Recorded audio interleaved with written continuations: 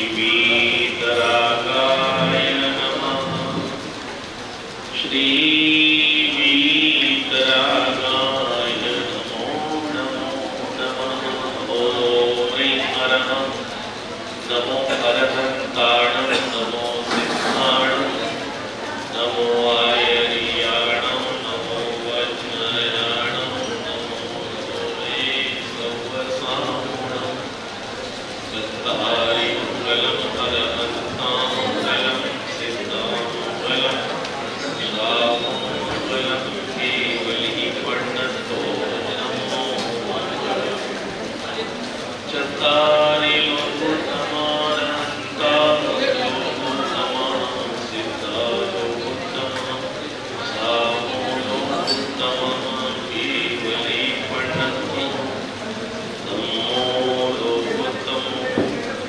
चत्तारि शरणं पवज्जामि हरहन्ते शरणं पवज्जामि सिद्धे शरणं पवज्जामि साहं शरणं पवज्जामि केवलीपण्णतं धम्मं शरणं पवज्जामि। ॐ ह्रीं मूलमन्त्रेभ्यो नमः। सर्वशान्तिर्भवतु शान्तिर्भवतु तुष्टिपुष्टिश्च भवतु स्वाहा।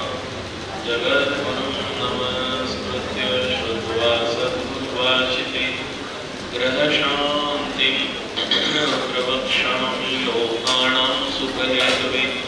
निन्द्राखेचराग्नेया पूजनीया विधिक्रमा निष्कलविले पुनर्धूपे नैवेद्ये स्तुष्टिहेतवे।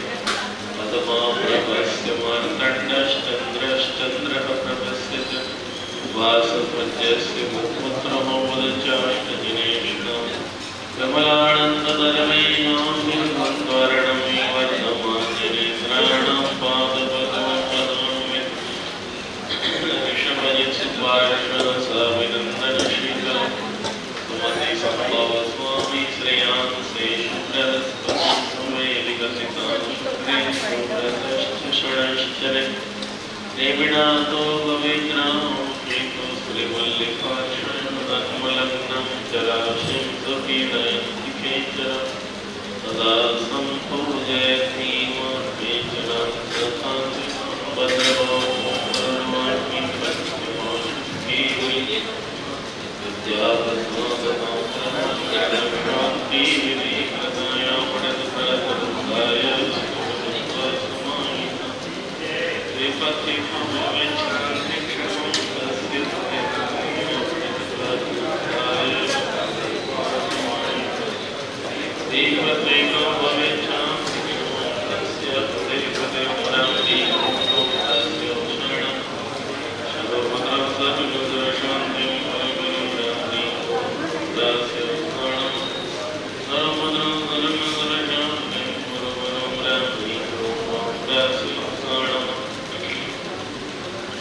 सर्वभद्रं सर्वं सर्वशान्तिं सर्वं शान्ति सर्वं सर्वभद्रं सर्वं सर्वशान्ति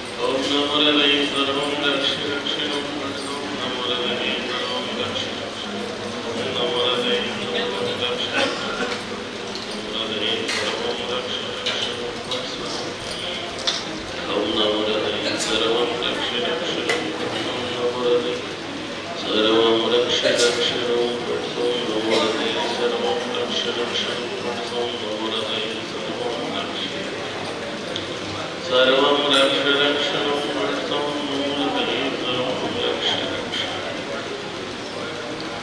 सर्वं रक्ष रक्षणं वर्षं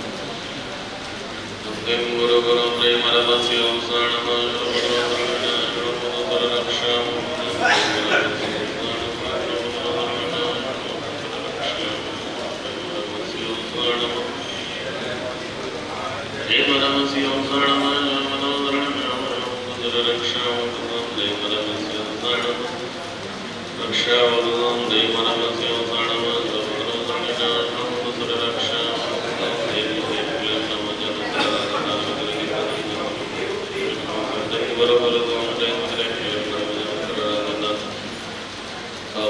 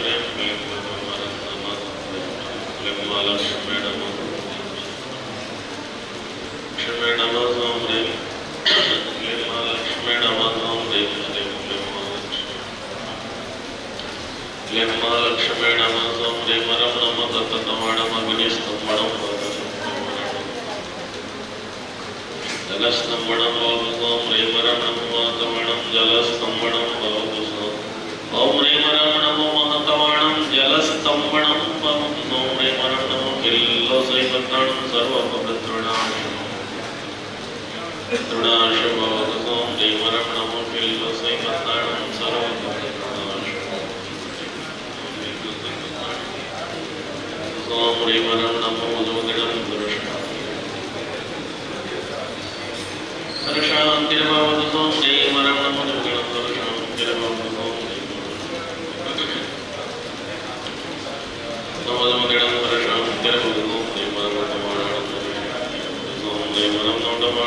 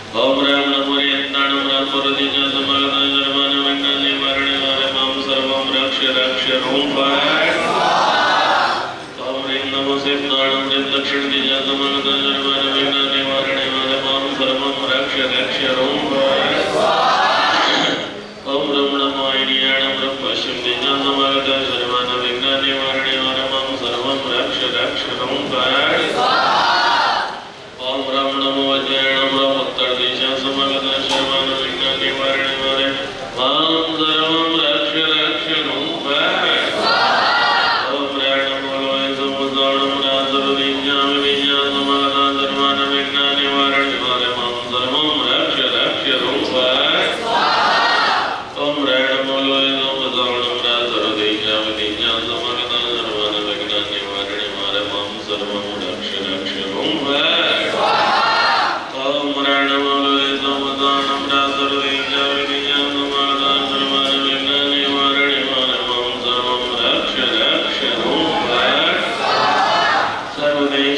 राष्ट्रस्य नगरस्य तदेव संसारी चतुर्विधजीवस्य चतुर्विधसर्गस्य श्रीगम्बरक्षेत्रस्य पूर्वदक्षिणपश्चिमोत्तराग्नेयस्य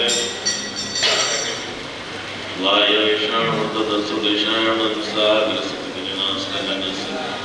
यदि श्रीमन्महावर्धपरिवारणोदनां सुन्दरनादिमयमुद्राय वर्धमानोन्व्यासकष्ट सपरिवारेण वेङ्कटानन्दमोहितानन्दस्य श्रीगजाननदिगम्बरजन ऋषभतेजित्यत्तालयतिभवन् सर्वपापं दुःखमनदाद भज भज भजे भजे गुणगुण शीघ्रं पश्माने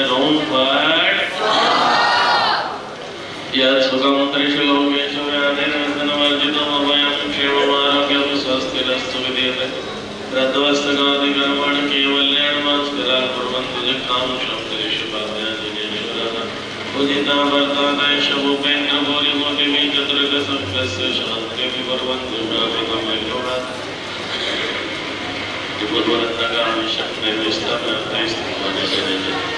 सर्वैक्षादिमातोषानि मारणपरम्परा कुर्वन्तु जगतां शान्तिजनश्रुतमुनीश्वरः यत्संस्मरणमात्रेण विघ्ननश्यन्ति मूलता कुर्वन्तु जगतां शान्तिजनश्रुतमुनीश्वरः पदार्थानां लब्धे प्राणेश पदार्थानां लब्धे प्राणे पदार्थानां लब्धे प्राणेश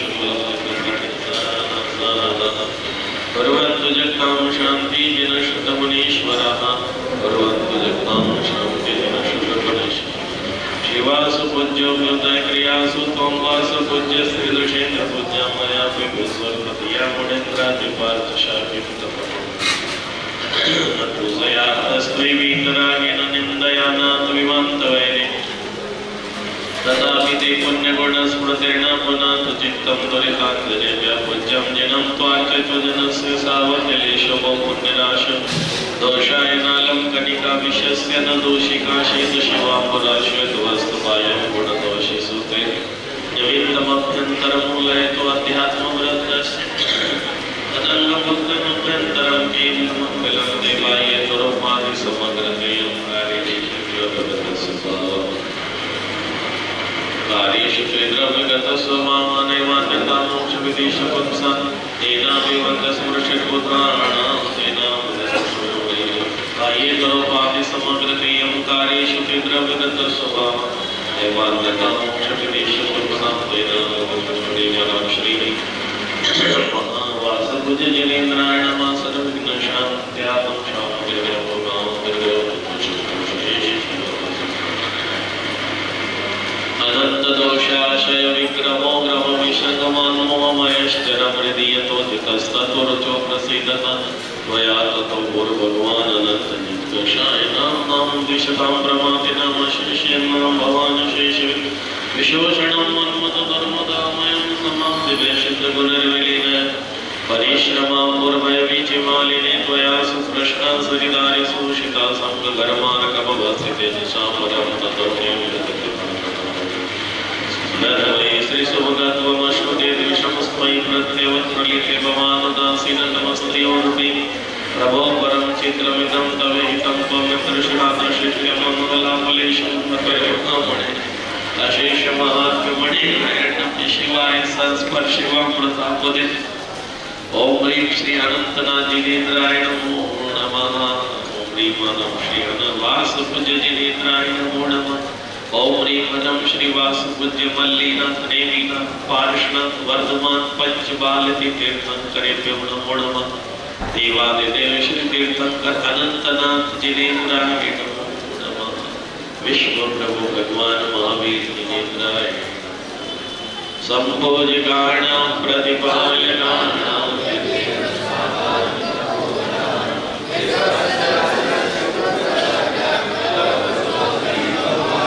करोतु शांति भगवान जिनेन्द्र करोतु शांति भगवान जिनेन्द्र करोतु शांति चतुर्वेद शक्ति यत्र पर ओम ह्रीं भूर्भुवस्वर्य विघ्नो भगवानमेत्रं वयं परिशिष्यम्। ओम ह्रीं भूर्भुवस्वर्य वयं परिशिष्यम्। ओम ह्रीं मणादिमूल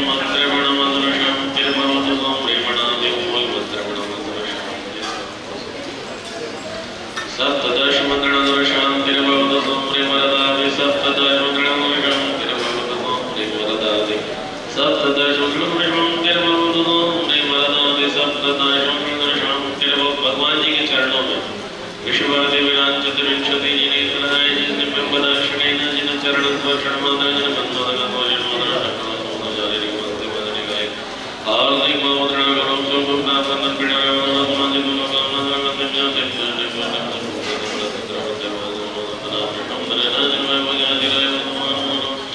संध्या सुरक्षित में जीवन पढ़ना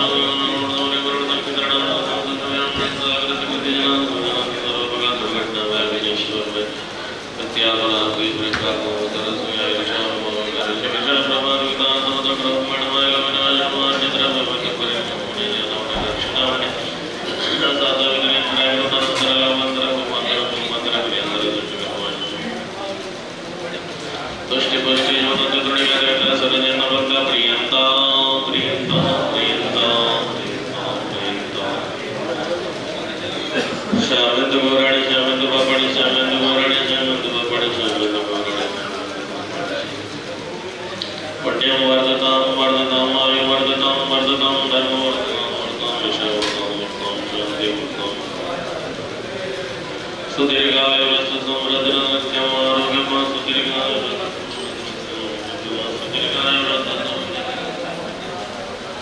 दानेश्वरी वर्धतां वर्धतां सत्कर्म बालाय आरोग्य कृतां वर्धतां पदावतां संपदावतां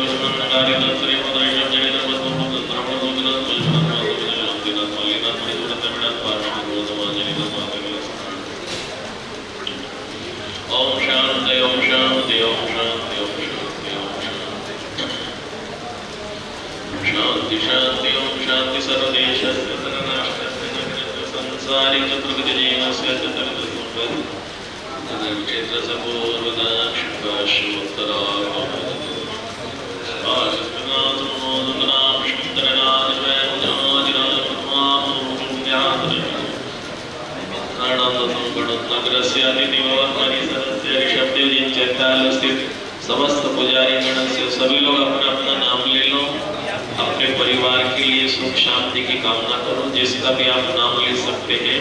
समस्त विश्व के प्राणी मात्र के सुख शांति की कामना करते हुए महापर्व है, अनंत चतुर्दशी का महापर्व है, अनंत कर्मों की निर्जरा का महासाधन है।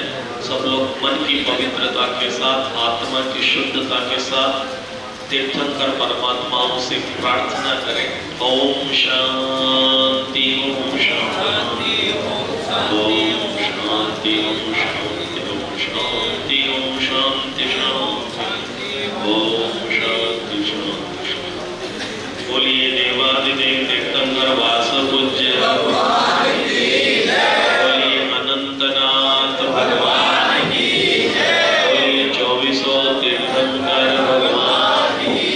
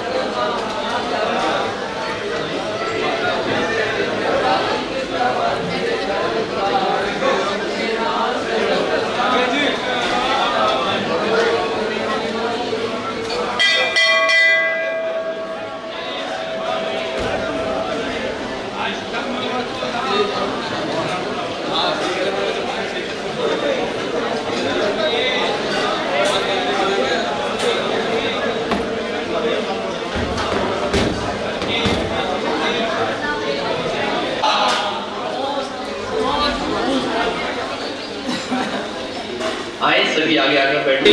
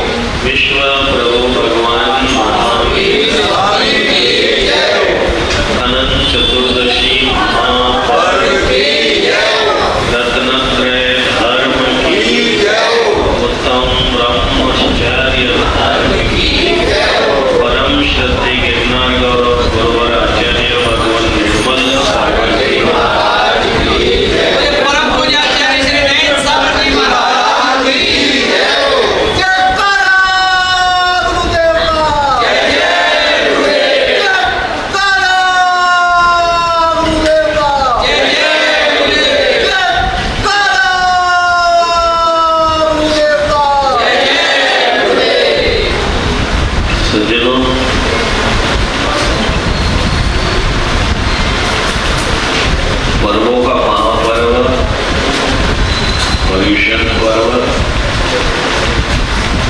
और पर्युषण पर्व का महापर्व अनंत चतुर्दशी। सारे पर्वों का पर्व पर्युषण पर्व है और पर्युषण पर्वों का महापर्व अनंत चतुर्दशी। आज किया गया प्रत्येक कार्य अनंत कर्मों की निर्जरा का कारण बनना चाहिए, तब जाकर के ये अनंत चतुर्दशी सार्थक होती है। इसका नाम अनंत क्यों है? अनंत पुण्यार्जन करो और अनंत पापार्जन का जो नाश करो। जो संख्यात असंख्यात अनंतानंत कर्म राशि पहले से आत्मा से बंध ही आई हुई है और अभी निरंतर बांध रहे हो, ऐसी विशुद्धता लाओ परिणामों में, ऐसी पवित्रता लाओ विचारों में, इतनी उत्कृष्टता लाओ अपने व्यवहार में, अपनी क्रियाओं में, कि जो पुराने कर्म बंधे हैं उनका तो नाश हो ही हो और नया कर्म कोई ना बंधे। अगर ऐसी साधना होती है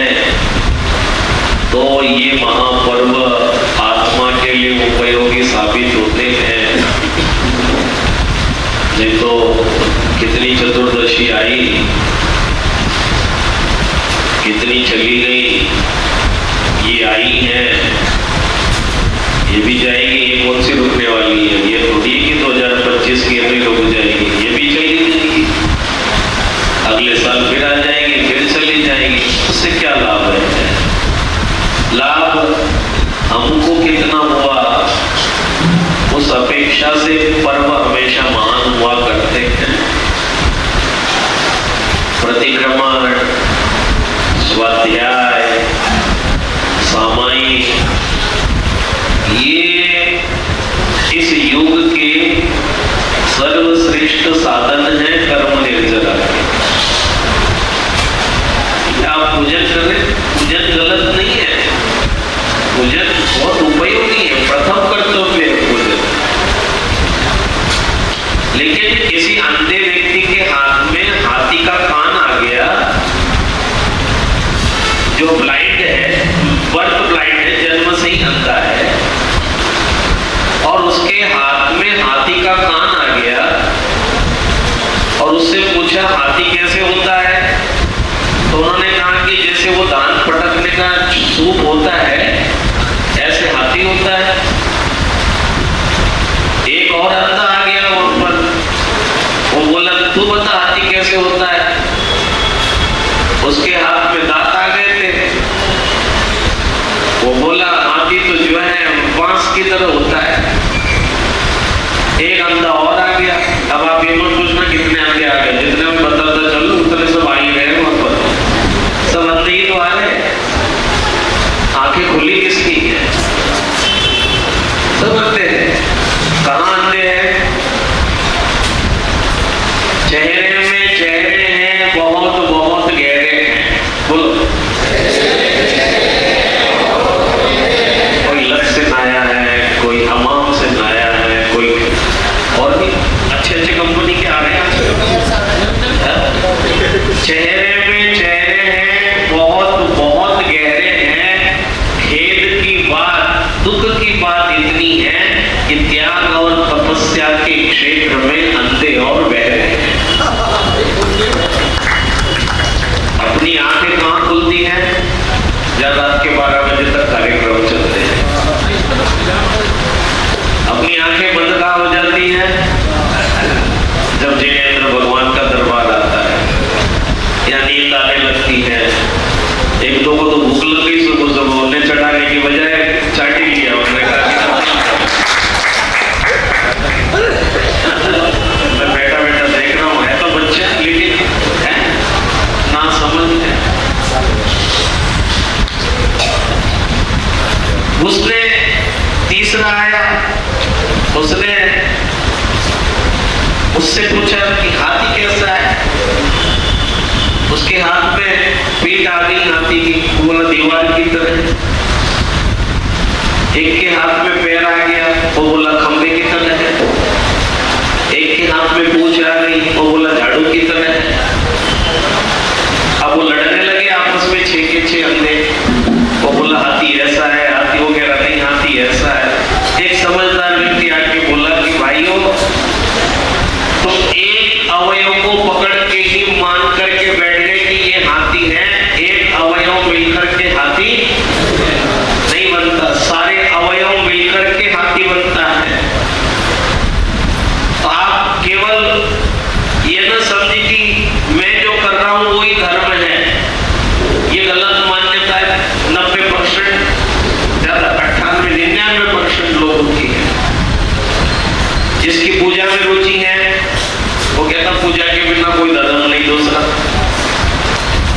उसे को तो स्वाध्याय कर ले, अरे नहीं हमारा जो मन है वो पूजा में लगे।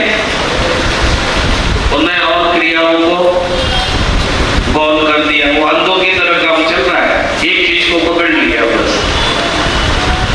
किसी की रुचि स्वाध्याय में बहुत है, वो कहता नहीं, उससे कहो भाई अभिषेक कर लो, अरे नहीं भगवान को ठंड लग जाए कि मैं नहीं करता, भगवान को ठंड लग जाए। फिर दूसरी बात, अजी ये जो अभिषेक कर रहे हैं इनकी कौन सी कषाय शांत हुई, इनके कौन से पाप शांत हो गए, ये नहीं कर लेते तो। मतलब आदमी ये सोचता है कि जिसको मैं मान रहा हूं वही भगवान। दूसरों को देख करके हमेशा तकलीफ में रहना।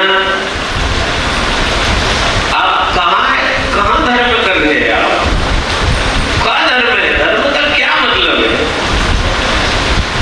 धर्म का ये मतलब है नहीं। धर्म का मतलब तो मन की पवित्रता है, मन की प्रसन्नता है, सदैव आनंद में है।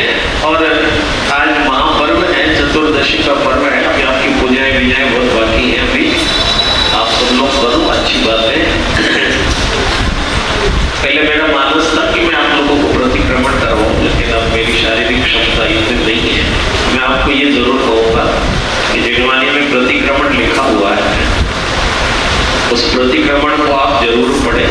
आलोचना पाठ भी लिखा हुआ है, उसको शांति के साथ एकांत में पढ़े। 10-5 लोग मिलकर कर ले। आज प्रतिक्रमण जरूर करें, आज सामायिक जरूर करें। अनंत चतुर्दशी का पर्व ये सब तो ठीक है। केवल मंदिरों में जाना, चावल दे देना, चावल चढ़ा देना, अरे वो तो बहुत जरूरी है, लेकिन उसके बाद भी कुछ है, उसको भी छूने की कोशिश करो। पुण्य में और आत्मशुद्धि में, दोनों चीजों में बहुत फर्क है। दान में और त्याग में फर्क है। दान से पुण्य बंद होता है, दान से भोग भूमि के सुख मिल सकते हैं, उत्कृष्ट भोग भूमि में पैदा हो सकते हो। इससे ज्यादा कुछ नहीं है दान। दान के बाद अगर दान के साथ त्याग जुड़ गया तो भोग भूमि को मानोगा, सीधे मोक्ष भूमि में पहुंच जाओगे। ये त्याग का प्रभाव है। इसीलिए आप जो पूजन कर रहे हैं, आप जो अभिषेक कर रहे हैं, आप जो कर रहे हैं, मंदिरों के जिनालयों के दर्शन करेंगे, बिल्कुल करना चाहिए। जहां मैं नहीं जा पाऊंगा, आप जाओ तो मेरे नमोस्तु बोलते ना भगवान को, बहुत अच्छी बात है।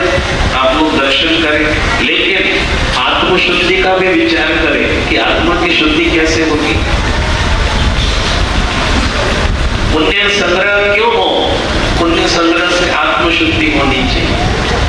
अगर पुण्य संग्रह आत्मशुद्धि का कारण नहीं बना और वो पुण्य अगर संसार की भोग सामग्री का कारण बन गया, तो ऐसा पुण्य तो तुमने कई बार कमाया, मिथ्यात्व अवस्था में भी कमाया ऐसा पुण्य। तो मिथ्या दृष्टि भी इतना पुण्य कमाता है, कोई बहुत बड़ी बात है क्या? ऐसा थोड़ी कि कोई इसी मंदिर में आओगे तो पुण्य होगा। पुण्य कमाने वाले बाहर भी बहुत है, हरिद्वार में, काशी में भी बैठे हुए, वो भी बहुत पुण्य कमा रहे हैं, लेकिन वो पुण्य संसार का कारण है। वो पुण्य मिथ्यात्व के साथ आया हुआ है, वो पुण्य विषय भोग अभिलाषा का पुण्य है। हमें ऐसा पुण्य नहीं चाहिए जिसमें विषय भोग अभिलाषा बढ़ रही हो। हमें वो पुण्य चाहिए जिस पुण्य से आप अरहंत बन गए, आप सिद्ध बन गए। पुण्य फला अरहंता, वो पुण्य चाहिए हमें जिसका फल अरहंत पद हो, जिसका फल आत्मशुद्धि हो, जिसका फल आत्मा के साथ साक्षात्कार हो। क्या है ब्रह्मचर्य? ब्रह्मचर्य यही तो है, आत्मा के साथ साक्षात्कार होना, आत्मा में लीन होना, आत्मा में रम जाना। ब्रह्म शब्द आत्मा का द्योतन है। ब्रह्म शब्द का अर्थ आत्मा होता है। चर्य का मतलब आचरण करना, आत्मा में आचरण करना। कैसे आचरण करें? लीन हो जाना आत्मा में। दृष्टि की निर्मलता, दृष्टि में कुछ भी विकार नहीं होना, दृष्टि की पवित्रता। दैट्स द एंड, खत्म। कोई ज्यादा थोड़ी है, जैन धर्म कठिन थोड़ी है, बना दिया कठिन आप लोगों ने। फैला के रायता ऐसा फैला दिया कि लोगों को डर लगने लगा जैन धर्म से। और जैन धर्म से सरल सिद्धांत कोई नहीं है, वो तो सीधी बात कर रहा है, इधर उधर देखो ही मत, अपने को देखो, खत्म हो गई बात। उसने कहा ही नहीं है, वो कह रहा है कि अपने को देखो, अपने को जानो, अपने को पहचानो। इससे बड़ा उत्कृष्ट धर्म दुनिया में दूसरा कोई नहीं है।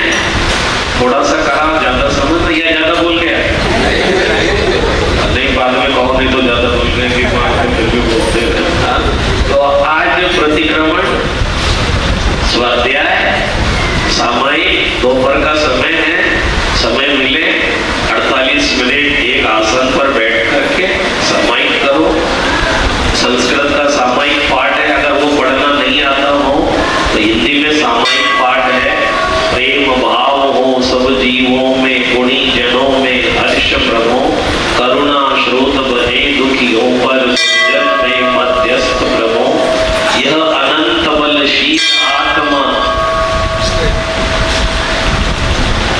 शरीर से भिन्न ब्रह्म। साल भर के पाप धोने हैं ना, वो तो करना ही पड़ेगा, कोई आसान काम थोड़ी। यह अनंत बलशील आत्मा हो शरीर से भिन्न प्रभो, जो होती तलवार म्यान में वह अनंत बल दो मुझको। एक इंद्रिय आदि प्राणी की यदि मैंने हिंसा की हो, शुद्ध हृदय से कहता हूँ वह निष्फल हो दुष्कृत्य प्रभु। मोक्ष मार्ग प्रतिकूल प्रवर्तन जो कुछ किया कषायों से, विपत गमन सब कालुष मेरे मिट जावे सद्भावों से। सत्य अहिंसा अधिक व्रत मेरी मैंने हृदय मलिन किया, व्रत विपरीत प्रवर्तन करके शीलाचरण विहीन किया। कभी वासना की सरिता का गहन सलिल मुझ पर छाया, पी पी कर विषयों की बदिला मुझ में पागलपन आया। मैंने छली और मायावी हो असत्य आचरण किया, पर निंदा गाली चुगली जो मुंह पर आया वमन किया। कितने पाप किए मैंने, पाप ही पाप किए। वो पाप कब धुलेंगे? ये तो इनका गुणगान हो गया, इनका गुणगान करना जरूरी था। अब अपनी आत्मा के साथ जो पाप लगे हुए हैं उनकी निंदा करो, उनकी आलोचना करो, उसको प्रतिक्रमण कहते हैं, उसको सामायिक कहते हैं। और देखो फिर आज की अनंत चतुर्दशी, भव्य अनंत चतुर्दशी हो जाएगी, महाअनंत। जरूर जिसको भी समय मिले, जिसकी रुचि हो, 10-48 मिनट नहीं कर सकते, 20 मिनट, 25 मिनट, 30 मिनट एकांत में अपने आत्मा का चिंतन करें, सामायिक करें। संध्या काल का समय है, लगभग 5 बजे का। उस समय पहले जो पीना हो, जो भी गर्म ठंडा जो भी लेते हो आप लोग, वो पहले निपटाते काम को। प्रतिक्रमण के बाद में मत खाना, तो पता लगा और पाप चढ़ गए दुनिया भर के। पहले खा पी लेना, जो काम करना है प्रतिक्रमण उसके बाद करना, ताकि सारे पाप कर्मों की निंदा आलोचना की जा सके। 5 और 6 बजे के बीच में प्रतिक्रमण कीजिए और 12 से 1 के बीच में सामायिक कीजिए। बिल्कुल आपके लिए बहुत आनंददायी होगा। मेरे तरफ से बहुत अनंत आशीर्वाद। आपको अनंत चतुर्दशी ही नहीं, आपका संपूर्ण जीवन मंगल में हो, आनंदित हो, धर्म आराधना पूर्वक हो। और थोड़ा मुस्कुराते रहो, कुछ बिगड़ गया क्या? ऐसे मुंह बुला के बैठे थोड़ा खुश रहा करो।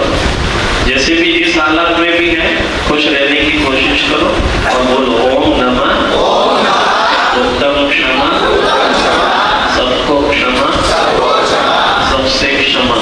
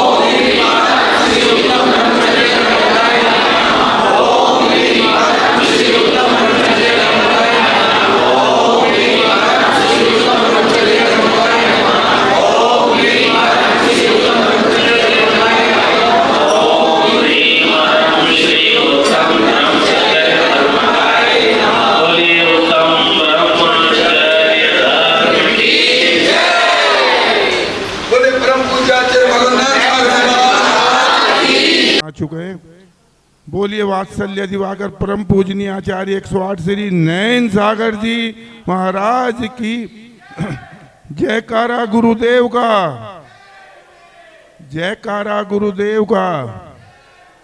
तो हे स्वामी नमोस्तु, हे स्वामी नमोस्तु। ये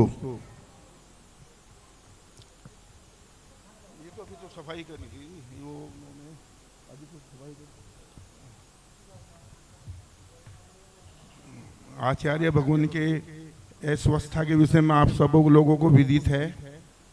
हम प्रथम तीर्थंकर देव आदिनाथ भगवान से, 24 और तीर्थंकर भगवान से यही प्रार्थना करते हैं विनयपूर्व प्रार्थना करते हैं कि आचार्य भगवान बहुत जल्दी शीघ्र स्वास्थ्य को लाभ प्राप्त करें और हमें उनकी वही वाणी मिले जो अब तक हमें सुनने में आई है, जिन्होंने हमारा मार्गदर्शन किया है।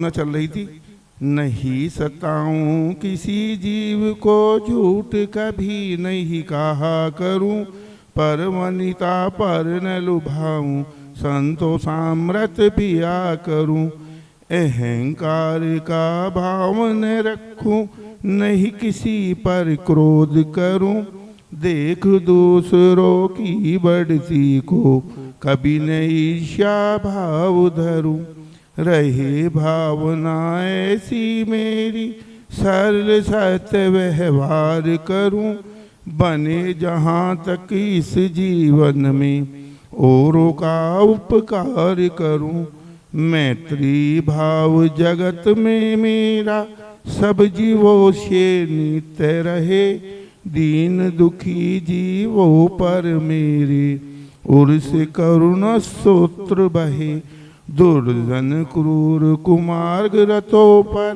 क्षोभ नहीं मुझको आवे, साम्य भाव रखूं मैं उन पर ऐसी परिणति हो जावे, गुणी जनों को देख हृदय में मेरे प्रेम उमड़ आवे, बने जहाँ तक उनकी सेवा करके यह मन सुख पावे, हूँ न हुई कर्तन कभी मैं द्रोह न मेरे उर आवे, गुण ग्रहण का भाव रहे नित दृष्टि ने दोषों पर जावे, कोई बुरा कहो या अच्छा लक्ष्मी आवे या जावे, लाखों वर्षों तक जीऊं या मृत्यु आज ही आ जावे, अथवा कोई कैसा ही भय या लालच देनी आवे, तो भी न्याय से मेरा कभी न पग डिगने पाए, होकर सुख में मग्न न फूले दुख में कभी न घबरावे, पर्वत नहीं शमशान भयानक अटवी से नहीं भय खावे, रहे अडोल अकंब निरंतर यह मन दृढ़तर बन जावे, इष्ट वियोग अनिष्ट योग में सहनशीलता दिखलावे, सुखी रहे सब जीव जगत के कोई कभी न घबरावे, बैर पाप अभिमान जग नित नए मंगल गावे, घर घर चर्चा रहे धर्म की दुष्कृति दुष्कर हो जावे, ज्ञान चरित्र उन्नत कर अपने मनुज जन्म फल सब पावे, इति भीति व्यापे नहीं जग में दृष्टि समय पर हुआ करे, धर्मनिष्ठ होकर भी राजा न्याय प्रजा का किया करे, रोग भरी दुर्भिक्ष न फैले प्रजा शांति से जिया करे, परम अहिंसा धर्म जग में फैले सर्वित किया करें, फैले प्रेम परस्पर जग में मोह दूर पर रहा करें, अप्रिय कटु कठोर शब्द नहीं कोई मुख से कहा करे, बनकर सब युग वीर हृदय से देश उन्नति रति रहा करें, वस्तु स्वरूप विचार खुशी से सब दुख संकट सहा करें, वस्तु स्वरूप विचार खुशी से सब दुख संकट सहा करें, सब दुख संकट सहा करें। बोलिए आचार्य भगवान वात्सल्य दिवाकर 108 श्री निर्मल सागर जी महामुनि राज की। बोलिए जागृतकारी संत परम पूजनीय 108 श्री नयन सागर जी महाराज की। बस 2 लाइन बोलकर आचार्य भगवान के चरणों में चलते हैं। गर फूल चाहते हो तो, गर फूल चाहते हो तो पेड़ों को नमन करो, गर फूलों को चाहते हो तो कांटों को नमन करो।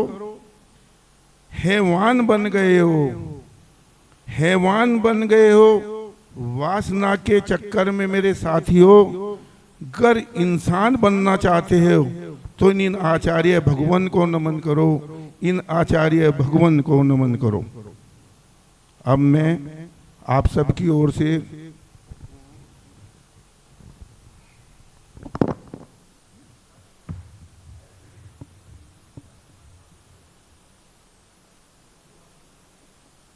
अपनी अमृतमयी वाणी से आज जो महापर्व है अनंत चतुर्दशी का और हमारा अंतिम दिन 10 धर्म के जो लक्षण उनमें ब्रह्मचर्या का है, उसमें हमारा मार्गदर्शन करें आचार्य भगवान।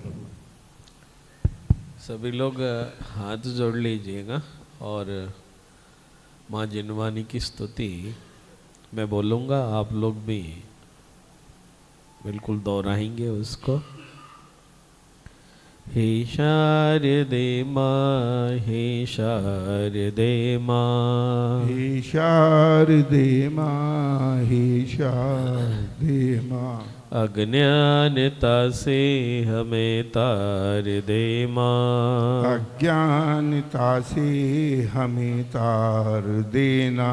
हे शारदे माँ, हे शारदे माँ, हे शारदे माँ, हे शारदे माँ। ऋषियों ने समझी, मुनियों ने जानी, ऋषियों ने समझी, मुनियों ने जानी। शास्त्रों की भाषा है आगम की वाणी, शास्त्रों की भाषा है आगम की वाणी। हम भी तो जाने, हम भी तो समझे, हम भी तो जाने, हम भी तो समझे। विद्या का फल तो हमें मात देना, विद्या का फल तो हमें मात देना।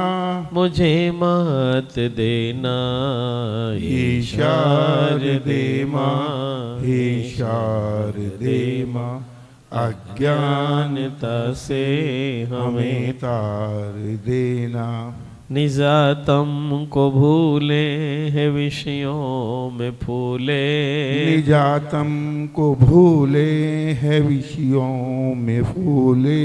नहीं निज के झूले कभी हमने झूले, नहीं निज के झूले कभी हमने झूले। आत्म भवन में मिले सुख अपारा, आत्म भवन में मिले सुख अपारा।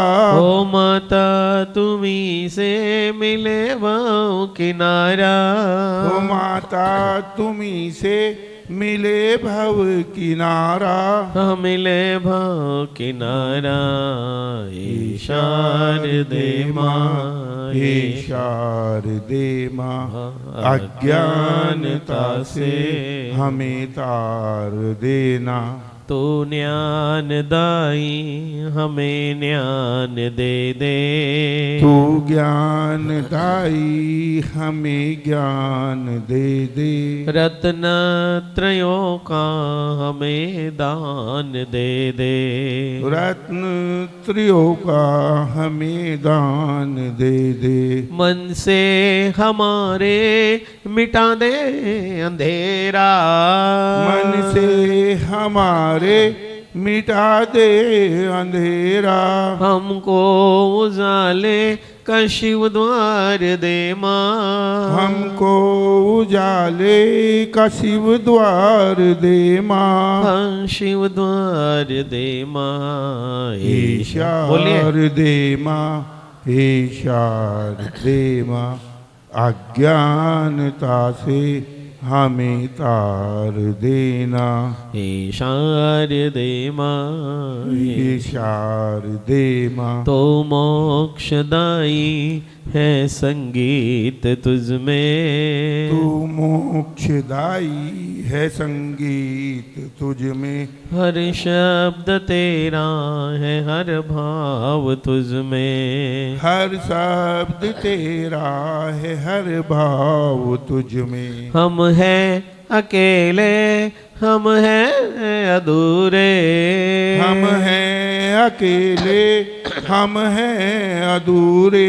तेरी शरण माँ हमें तार दे माँ। तेरी शरण माँ हमें तार देना। हाँ मुझे तार दे माँ, हे शारदे माँ, हे शारदे माँ। अज्ञानता से हमें तार देना। हृदय के कमल पर पधारो हे माता। हृदय के कमल पर पधारो हे माता। आकंठ मेरे विराजो हे माता। आकंठ मेरे विराजो हे माता। नमन हो, नमन हो, नमन हो हमारा। नमन हो, नमन हो, नमन हो हमारा। समर्पित है हमको मदेना सहारा। समर्पित है हमको मदेना सहारा। तू देना सहारा, हे शारदे माँ, हे शारदे माँ। अज्ञानता से हमें तार देना। हे शारदे माँ, हे शारदे माँ, अज्ञानता से हमें तार दे माँ। संसार में पतितता गुरु ने उठाया। अज्ञान का तिमिरता गुरु ने मिटाया। आचार्य वे तरण तारण ज्ञान धारी। श्री निर्मल सागर गुरु जय हो तुम्हारी। श्री निर्मल सागर गुरु जय हो तुम्हारी। श्री निर्मल सागर गुरु जय हो तुम्हारी। श्री नैन सागर गुरु जय हो तुम्हारी। श्री नैन सागर गुरु जय हो तुम्हारी। श्री नयन सागर गुरु जय हो तुम्हारी। परम पिता परमेश्वर पुष्पदंत भगवान की जय। अतिशयकारी मल्लीनाथ भगवान की जय। वास पूज्य भगवान की जय। अनंतनाथ भगवान की जय। विश्व प्रभु भगवान महावीर स्वामी की जय। पर्वराज पर्युषण पर्व की जय। उत्तम ब्रह्मचर्य धर्म की जय। परम श्रद्धे गिरनार गौरव गुरुदेव आचार्य भगवान श्री निर्मल सागर जी महाराज की जय। बोलिए वात्सल्य दिवाकर निर्मलायतन तीर्थ पर नेता जागृतिकारी संत परम पूजनीय 108 श्री नयन सागर जी महाराज की जयकारा गुरुदेव का।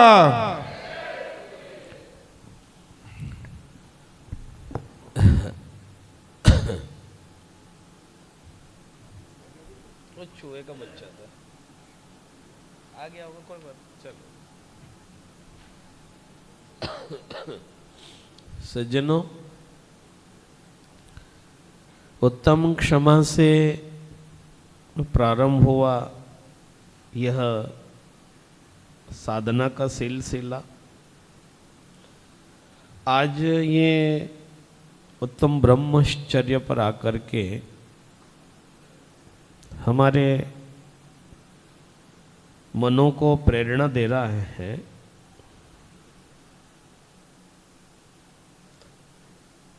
जिंदगी की सच्चाइयाँ कुछ और हैं और जीवन को हम जी कुछ और रहे हैं। तो ये जो जीवन में और जीवन जीने की पद्धति में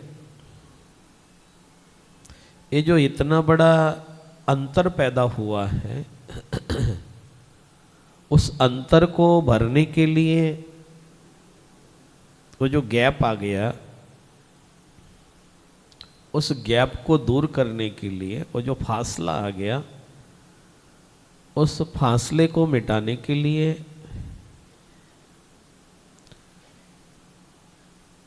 अपने भीतर अपने आप को जानने के लिए ये साधना का क्रम है जो क्षमा से प्रारंभ हुआ और आज ब्रह्मचर्य की आत्म पवित्रता की बात कर रहा है।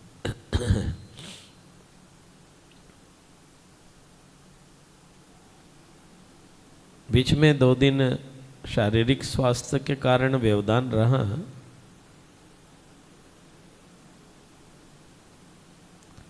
त्याग और आकिंचन्य धर्म का विवेचन हम नहीं सुन पाए, नहीं कर पाए।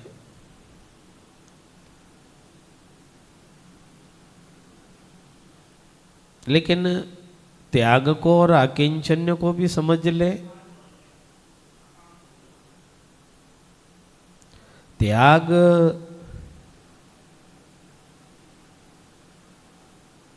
आकिंचन्य तप ये शाब्दिक व्यवस्था है, धर्म 10 तरह का नहीं है।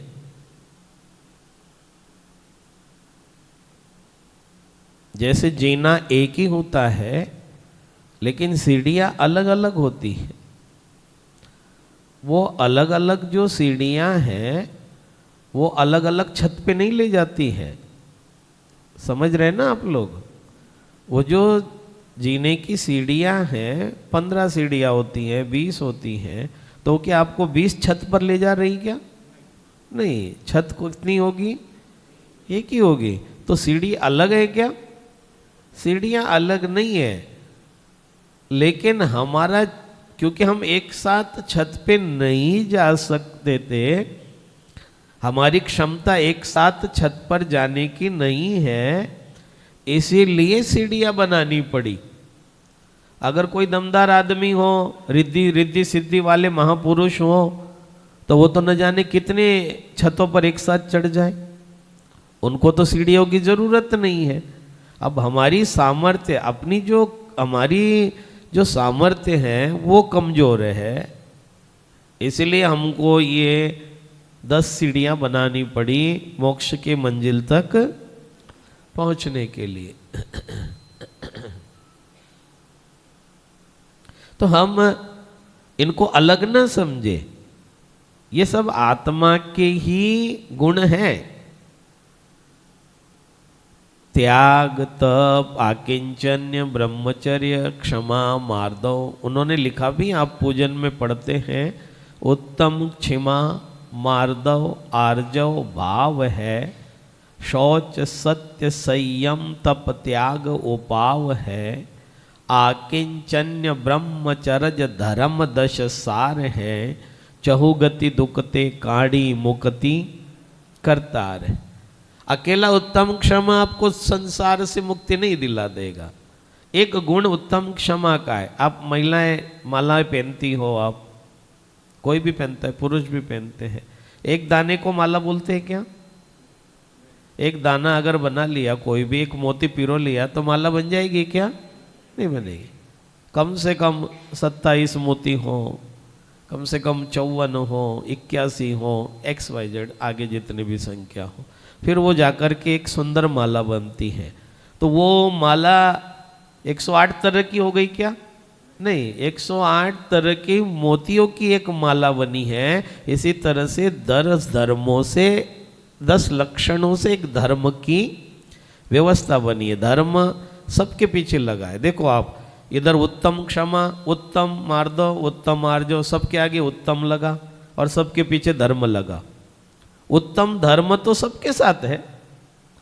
उत्तम और धर्म ये दो विशेषण अलग नहीं हुए, क्योंकि वो आत्मा का जो नेचर है वो उत्तम है और वो धर्म है।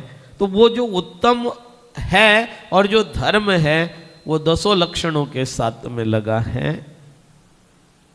आज बहुत बड़ा पर्व है जैन समाज के लिए, बहुत बड़ी बात है। आज आप लोग काफ़ी व्यस्त रहते हैं दिन भर, हो सकता है बहुत सारे लोगों का व्रत नियम भी हो, जिसकी जैसी सामर्थ्य है वो सब लोग कर रहे हैं अपना अपना। आज अनंत चतुर्दशी का पर्व है। ब्रह्मचर्य धर्म का दिवस है। वासुपूज्य भगवान का मोक्ष कल्याणक भी है। आज अनंतनाथ भगवान की पूजा, अनंत चतुर्दशी अपने आप में एक व्रत है। एक व्रत है अनंत चतुर्दशी। उस शब्द के पीछे अनंत लगा है। सारे व्रत एक तरफ और अनंत चतुर्दशी का व्रत एक तरफ। वो कहावत सुनी होगी आपने, सारे तीर्थ बार बार और समेत शिखर जी एक बार। उसी तरह से सारे व्रत बार बार, सारे व्रत एक तरफ, सारे व्रत साल भर और अनंत चतुर्दशी एक बार। एक बार आज के इस व्रत का बड़ा महत्व है। और संभवतः जैन समाज में बहुत सारे लोग हैं अपनी ताकत लगा देते हैं। अब तो कुछ लोग थोड़े से लोभी लालची हो गए, नहीं तो कोई दुकान खुल नहीं सकती थी अनंत चतुर्दशी वाले दिन। ये समाज के जो बुजुर्ग पंच लोग होते थे, ये 2-4 दिन पहले से ही एजेंडा घुमा देते थे कि अनंत चतुर्दशी वाले दिन सारा समाज व्यापार धंधे से, काम काज से मुक्त रहेगा। कोई फैक्ट्री, कोई कंपनी, कोई निर्माण कार्य कुछ नहीं होगा। उस दिन सारा ध्यान जो होगा वो परमात्मा की पूजा पाठ में, आत्म ध्यान में होगा। ऐसा पहले था। अभी जब समाज में एकता ही नहीं रही है और समाज में इतने सारे भेद और पर्याय खड़ी हो गई हैं, तो ऐसे में अगर कोई कहेगा भी तो मानेगा कौन? ये तो हमारा विपक्षी है, इसकी क्या बात मानना। तो ये छोटी छोटी बातों ने हमारी साधनाओं को कमजोर कर दिया। इससे नुकसान क्या हुआ? इससे नुकसान हुआ कि बस मंदिरों में जाना है, मंदिरों में हो आए, सामग्री देनी है, सामग्री दे आए, पैसा देना है, पैसा दे आए, और यहीं तक सीमित रह गए। इससे आगे बढ़ने की कोशिश नहीं की। और अनंत चतुर्दशी को जो जितना ऊंचा दर्जा मिलना चाहिए था वो नहीं मिला।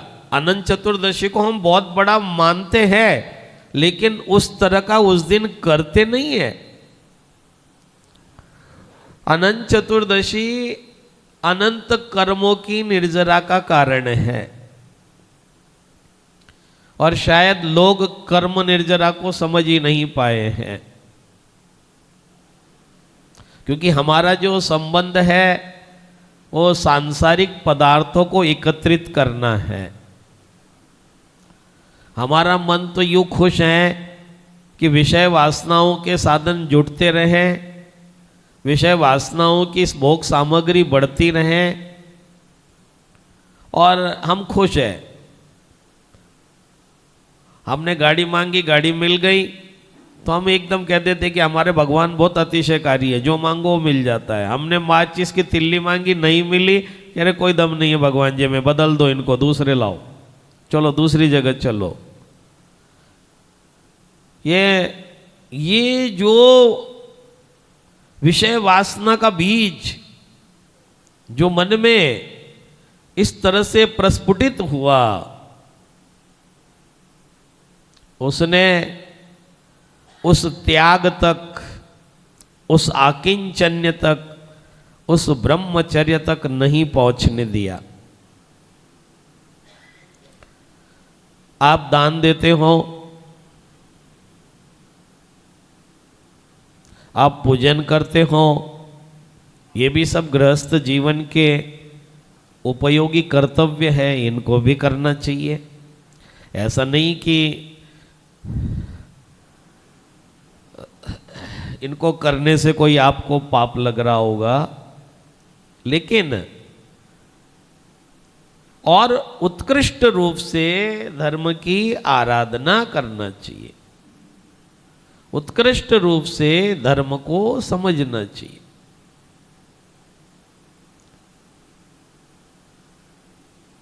मनुष्य पर्याय के आयाम बहुत बड़े बड़े हैं, उन आयामों तक पहुंचने का मानस बनाना चाहिए।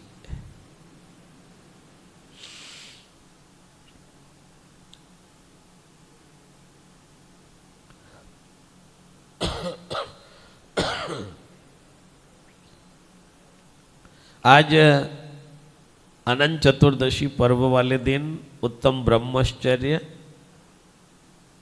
मन को निर्मल करना,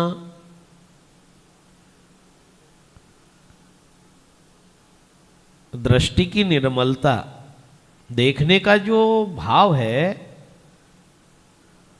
उसमें वक्रता न हो, क्योंकि वक्रता उत्तम आर्जो धर्म वाले दिन ही त्यागने के लिए कह दिया था। देखिए अंतिम ब्रह्मचर्य क्यों रखा, पहले दिन रख देते ब्रह्मचर्य,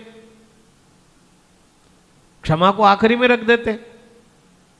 ऐसा मन में मेरे आ रहा है, आपके आ रहा नहीं, आ रहा नहीं पता नहीं, आपके आ रहा है लेकिन आप हल्के हल्के गर्दन हिला रहे हो, सर्वाइकल होगा आप लोगों को भी है? कि ये क्रम है, ये क्रम है, क्रम का उल्लंघन नहीं हो सकता है। जब क्षमा आती है तो मन निर्मल होता है, जब मन निर्मल होता है तो उसमें सहजता आती है कि नहीं ठीक है, अब मुझे किसी के साथ धोखा नहीं करना। जब मुझे धोखा नहीं करना तो मतलब लोभ लालच गया। धोखा क्यों करता है आदमी? लोभ लालच की वशीभूति करता है। जब धोखा नहीं करना मुझे किसी के साथ, तो मेरे को अब किसी पदार्थों की चाह भी, वासना भी नहीं है। अब जब लोभ लालच भी गया तो फिर मैं झूठ बोल के करूंगा क्या? समझ रहे हैं आप लोग? मैं जब लोभ लालच चला गया, मैं झूठ बोल के करूंगा क्या? अब जब मैंने सत्य को धारण कर लिया तो फिर इससे बड़ा संयम और क्या हो सकता है? इससे बड़ा संयम क्या हो सकता है?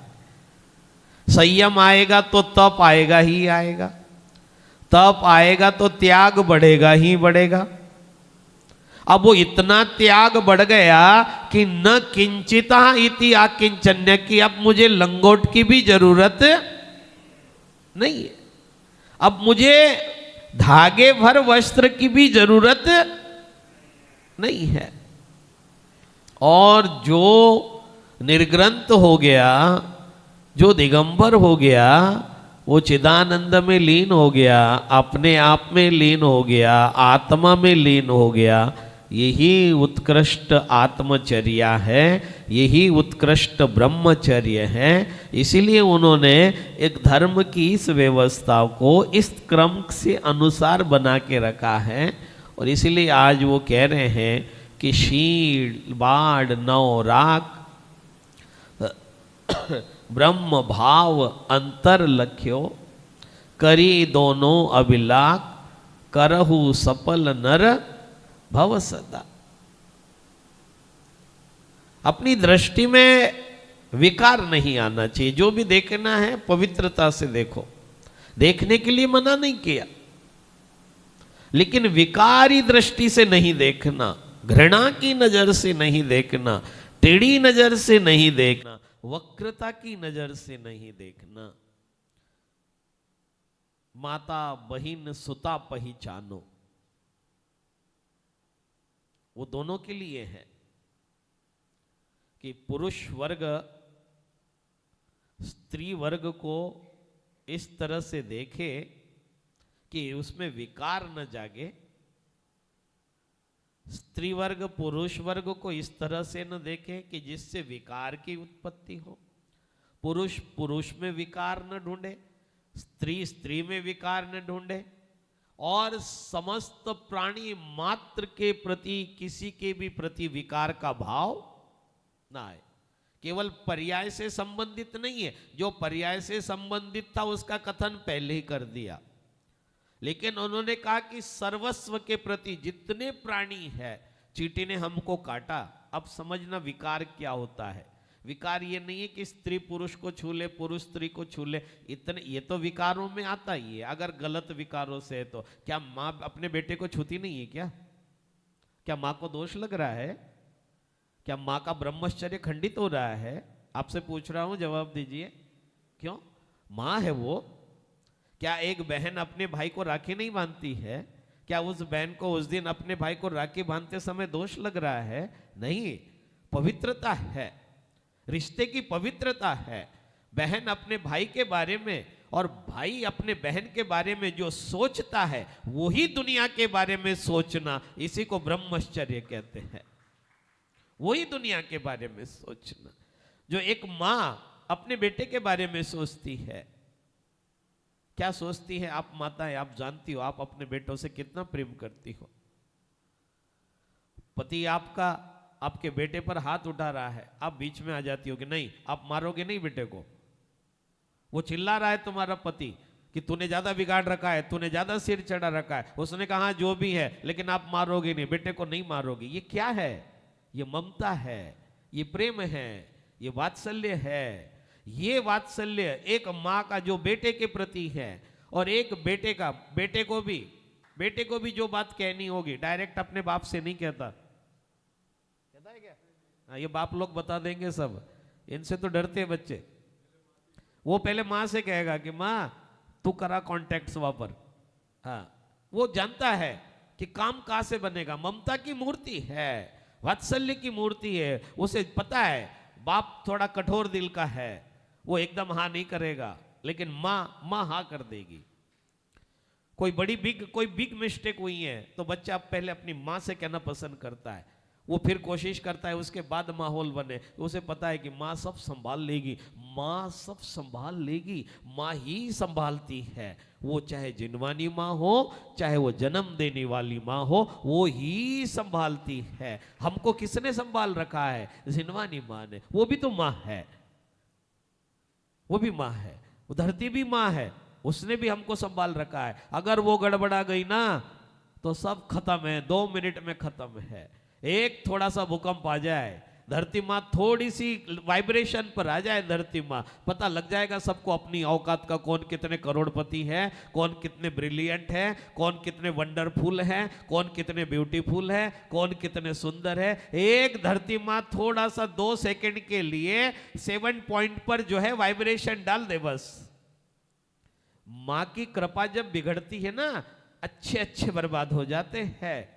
और माँ ने जब तक संभाल रखा है ना, तभी तक जीवंत हो मान करके चलना। चाहे वो धरती माँ हो, चाहे वो जन्म देने वाली माँ हो, चाहे पानी देने वाली गंगा माँ हो, चाहे सम्यक ज्ञान देने वाली जिनवानी माँ हो, सब माँ की ही कृपा है। तो जो एक माँ की दृष्टि बच्चे के प्रति होती है, और एक बच्चे की दृष्टि में जो माँ का सम्मान होता है, बच्चे की दृष्टि में माँ का सम्मान, और माँ की नजर में बच्चे के प्रति जो प्रेम है, उस प्रेम का नाम ही उत्तम ब्रह्मचर्य है। ऐसा भाव रखना है बस। ये भाव आया तो समझ लो धर्म का पालन हो गया, ज्यादा दूर जाना ही नहीं है। वो दृष्टि लाइए, पवित्र दृष्टि, जो भाई अपनी बहन को देखता है। कोई भाई बहन जा रहे हो बाजार में और कोई नालायक लड़के उसकी बहन को बुरी नजर से देखने लगे, तो वो भाई भले ही ताकतवर न हो, भले छोटा हो, भले ही कमजोर हो, लेकिन लड़ मरने को तैयार होता है, क्योंकि वो अपनी बहन को हर बुरी नजर से बचा के रखना चाहता है। बस जो भाई अपनी बहन को दूसरों की बुरी नजर से बचा के रखना चाहता है, उस भाई को कसम लेना चाहिए कि वो किसी दूसरी बहन को भी बुरी नजर से न देखे। ये है ब्रह्मचर्य, ये है ब्रह्मचर्य। बहुत इजी है, बहुत आसान है। धर्म कठोर नहीं है, धर्म कठिन नहीं है, धर्म बहुत आसान है, बहुत आसान है।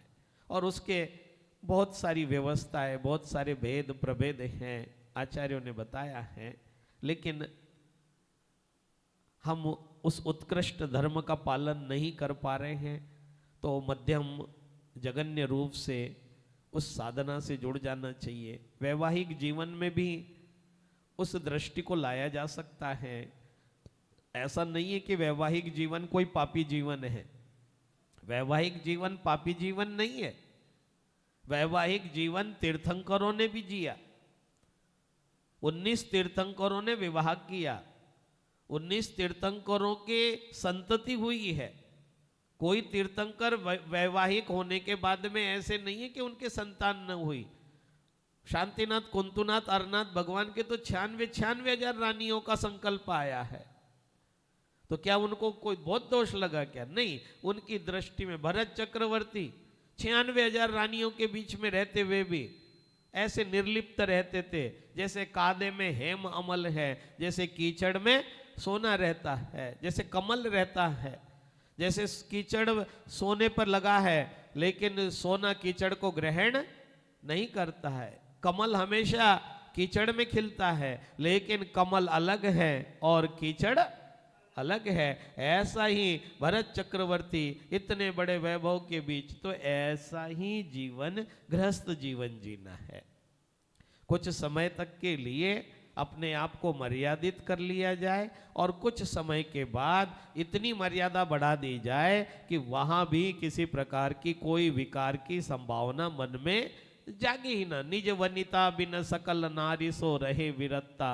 हाँ, वो बिल्कुल अपनी दृष्टि में ऐसा हो जाना चाहिए कि पति पत्नी जब तक है तब तक है पति पत्नी है। एक समय एक कैटेगरी ऐसी आ जाती है, एक स्टेज ऐसी आ जाती है कि पति पत्नी भी आपस में भाई बहन जैसा व्यवहार करने लग जाते हैं। बेशक वो वैवाहिक है, पति पत्नी है, लेकिन उनके जो संबंध हो जाते हैं वो ऐसे हो जाते हैं, इतने पवित्र हो जाते हैं, इतने निर्मल हो जाते हैं कि वहां किसी प्रकार का कोई मन में विकार होता ही नहीं है। वो आपने कहानी सुनी होगी, एक बिटिया ने बचपन में नियम ले लिया कि मैं शुक्ल पक्ष में ब्रह्मचर्य व्रत का पालन करूंगी। बचपन में थी। अब बचपन में कौन सोचता है? वो तो सब सोचते हैं कि बच्चे हैं तो ब्रह्मचर्य है ही नहीं। लेकिन व्रत दिलवाओ बच्चों को व्रत दिलवाओ। ये मत सोचो कि इनकी तो शादी हुई नहीं है तो ना, इनको व्रत दिलवाओ, इनको संयम में बांधो, उनको बताओ, खुल के चर्चाएं करो, उनको बताओ आज बच्चे बिगड़ क्यों रहे हैं, क्यों बिगड़ रहे हैं? क्योंकि हमने कभी उनको व्यवस्थित रूप से धर्म को समझाने की कोशिश नहीं की। और उस रहे सहे उस मोबाइल के बच्चे ने, उसने इतना ज्यादा गंदगी परोस रखी है, इतनी ज्यादा गंदगी परोस, जो ज्ञान वैवाहिक जीवन होने के बाद नहीं है वो ज्ञान उन अवैवाहिक छोटे छोटे मासूम बच्चों को हो गया। विकार बढ़ गए, वासनाएं बढ़ गई, बचपन में ही सोच बदल गई, देखने का नजरिया बदल गया। कोई भी लड़की जा रही है तो वो उसको गलत नजर से देखना, कोई लड़का जा रहा है उसको गलत नजर से देखना। भाई बहन का संबंध तो खत्म सा होता जा रहा है। बस उसी को, वो भी जो एक घर में पैदा हुए वो भी भाई बहन मानना मजबूरी मानते हैं। तो ये क्या है? ये माँ बाप, घर के बुजुर्ग, समाज के बड़े लोगों ने ये जो अपने बच्चों से वॉक करना, जो बोलना, उनसे संवाद स्थापित करना जो छोड़ दिया, उससे उसका दुष्परिणाम सामने आया। उस बिटिया ने बचपन में ही व्रत ले लिया कि मैं शुक्ल पक्ष में पूर्णतः ब्रह्मचर्य, और कब तक? आजीवन।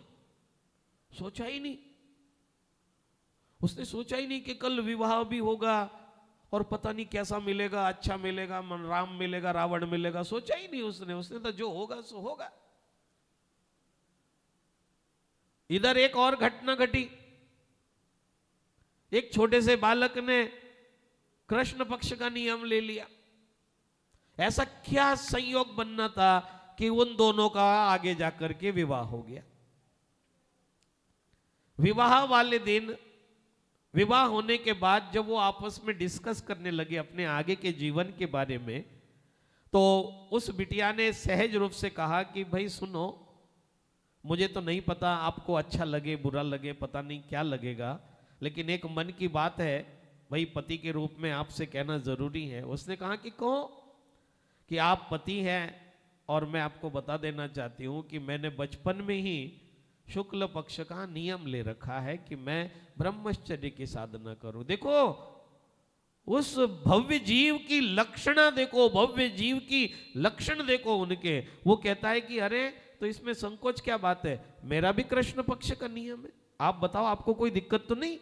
वो कहने लगी नहीं, जब मुझे दिक्कत नहीं, आपको दिक्कत नहीं, तो बढ़िया है। अब इधर कृष्ण पक्ष के 15 दिन, इधर शुक्ल पक्ष के, तो आप समझ सकते हैं पूरे जीवन भर तक का उनका ब्रह्मचर्य चला। वैवाहिक शादी होने के बाद भी, सुनो, ये लोग कहते ना कि शादी हो गई क्या करे, कीचड़ में फंस गए। मैं फिर कह रहा हूं, शादी होना कोई अपराध, दिमाग से ये बोझ उतार दीजिए, शादी होना कोई अपराध नहीं है। शादी को तो नेमिनाथ भगवान भी राजी हो गए थे, हुए नहीं थे क्या? मैं कह रहा हूं राजी राजी कैसे भी हुए थे, हो तो गए थे। राजुल भी हो गई थी राजी, वो बात अलग है, नहीं हुआ।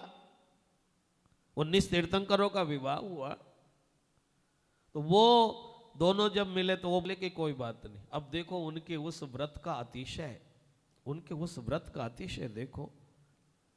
किसी के घर में वो भोजन करते थे तो वो पहले तो हर घर में चंदोवा लगा रहता था, अब तो तुमने खैर सोने चांदी के चंदोवे लगा रखे हैं, तो अब तो कोई कपड़े के लगाने की जरूरत ही नहीं है। तो वो जिस घर में भी भोजन करने जाते थे तो वो काला कपड़ा, जो चंदोवे का जो हल्का सा ब्लैक आदि कोई स्पॉट हो उसमें, तो उनके घर में पैर रखने मात्र से ही उस कपड़े में बिल्कुल जैसे शुक्ल पक्ष का चंद्रमा चमचमाता है, ऐसे वो कपड़े अपने आप पवित्र हो जाते थे, शुद्ध हो जाते थे। ये उनके अपने व्रत की, ये उनके अपने त्याग की, ये उनके अपने शुद्ध परिणामों की, ये उनकी अपनी साधना की पहचान थी। तो ऐसा ही हम लोग भी कर सकते हैं। आज अनंत चतुर्दशी है, साधना करें। और मैंने प्रातःकाल कहा था, आप लोग पता नहीं उसमें थे नहीं थे, लेकिन आपको कहना भी जरूरी समझ रहा हूँ। ये जो आप कर रहे हैं ये करें, मुझे कोई ऐतराज नहीं है, मैं किसी के कोई काम में इंटरफेयर नहीं करता। मुझे मेरे महाराज जी का, मेरे गुरुदेव का सबसे बड़ा आदेश है कि जो जहाँ जो कर रहा है उसे करने दो, अपने को उससे कोई मतलब नहीं है। अपने को जो करवाना है वो करवाओ, अपने को जो कहना है वो कहो, अपने को फालतू का उलझना नहीं है। उनके संस्कार हम लोगों पर बहुत अच्छे हैं। उन्होंने हमको 38 वर्ष पहले एक संस्कार दिया था, 1987 में एक संस्कार दिया था उन्होंने कि एक नियम है मेरा आज पहले दिन ही, कि कहीं भी जाओ किसी भी समाज में किसी के विवाद में पड़ना नहीं और किसी का विवाद मोल लेना नहीं। जो जो कर रहा है करे, क्योंकि जो जो करेगा वो खुद भुगतेगा, उसके करने से अपने को कोई नुकसान होने वाला नहीं है। लेकिन अगर अपन उस विवाद में फंस गए तो अपना नुकसान जरूर है। तो मैं एक छोटी सी बात आपको और बता दे रहा हूं। आचार्य भगवान का स्मरण हुआ, इसीलिए उनकी बात बता दी आपको मैंने। उन्हीं की कृपा है जो आज मैं सुरक्षित हूँ, संकल्पित हूँ। अन्यथा इतने बड़े बड़ी बाधाएं आई जीवन में, इतने बड़े बड़े कष्ट आए, और आज इसे नहीं, पता नहीं कोई पिछले बहु के अशुभ कर्म हैं, लेकिन पता नहीं क्या कृपा है आचार्य भगवान की, ऐसी ऐसी अनंत कृपा है कि मौत सामने से गुजर के जा रही है और छू नहीं पा रही है। क्या बात है, मौत सामने से गुजरी। 2005 में विहार कर रहे थे और गाड़ी वाले ने इतनी बुरी तरह से मारा, 20-22 लोग जख्मी हो गए, सबके सब बेहोश हो गए। मेरी हालत खराब, बेहोश, कमंडल के टुकड़े हो गए, पिच्छी का पता नहीं, सड़क पे पड़े हुए सब लोग।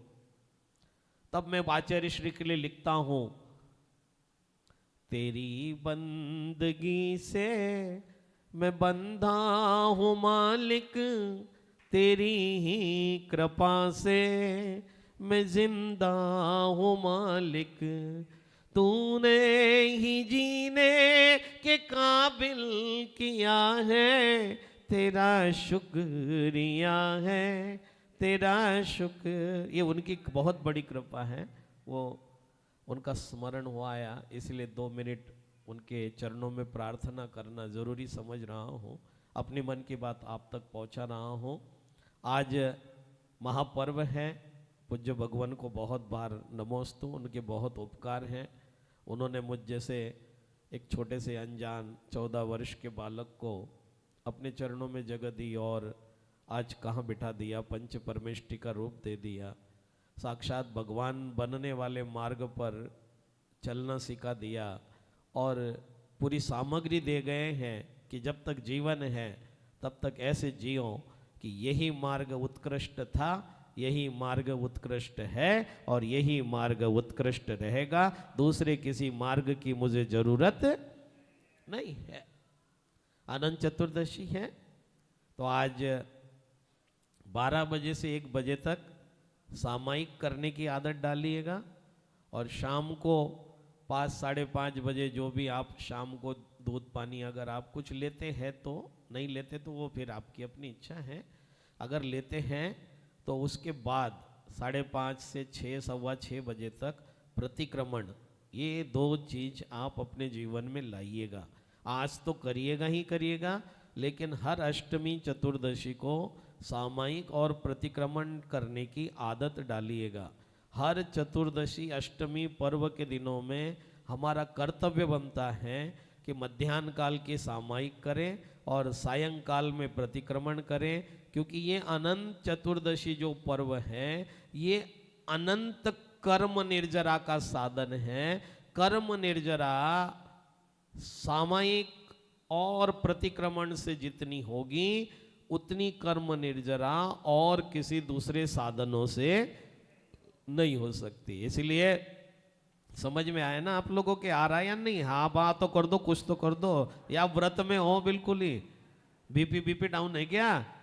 नहीं, ठीक है, सब ठीक ठाक है। तो आप एक काम करो, 12 से 1 तो 12 से 1 कोई व्यवहार मत करो किसी से, मोबाइल का त्याग कर दो। सबसे बड़ा झंझट का काम तो ये है, एक तो इसका त्याग कर दो और 12 से 1 के बीच में सामायिक करो, जाप करो, सामायिक पाठ पढ़ लो, उसमें पानी मत पियो, उसमें कोई कार्य मत करो और शाम को जो भी आपको दूध पानी पीना है वो पी करके 5:30 6 सवा 6 बजे तक प्रतिक्रमण जरूर करो और शाम को 6:30 बजे फिर गुरु भक्ति में आ जाओ। मेरा बहुत मन था, मैंने कहा था आयोजकों से कि मैं आप सब लोगों को अपनी मौजूदगी में प्रतिक्रमण कराऊंगा, लेकिन शायद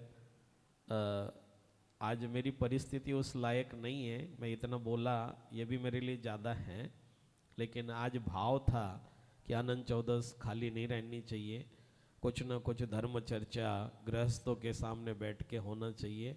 तो प्रभु ने इतना तो ठीक कर दिया है कि आपके सामने सुबह की चर्चा कर सका, लेकिन वो प्रतिक्रमण आदि के लिए इतना सामर्थ्य शरीर में नहीं है। लेकिन आप लोग उसे ज़रूर कीजिएगा, क्योंकि अभी चतुर्मास का 1.5 महीना बाकी है और अभी कई चतुर्दशी आएगी, ऐसी कोई बात नहीं है।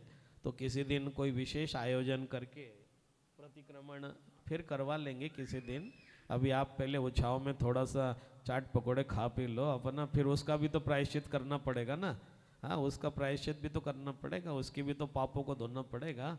तो वो फिर किसी दिन प्रतिक्रमण जरूर करवाएंगे, एक दिन सामायिक करवाएंगे और एक दिन प्रतिक्रमण, ये आपको करना सिखाएंगे निश्चित रूप से।